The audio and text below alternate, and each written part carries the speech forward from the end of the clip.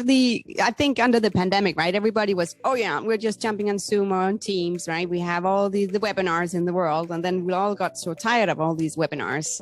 So where are we in the whole educational on product training and in the world? Where are we here right now?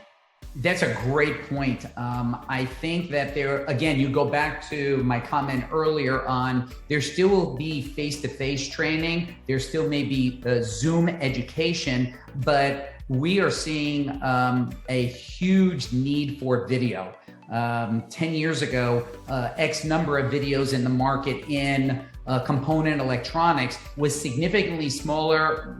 Some can make it almost non-existent, where now it's part of a staple of every manufacturer distributor's diet to have something like that for people to use to get educated if they're not interested in the traditional means. So videos is absolutely going to be a pillar going forward as far as manufacturer rep, distributor, helping educate people that are just going to be harder to reach. If you like Mind Innovation, don't forget to subscribe, rate, and share the show wherever you get your podcast.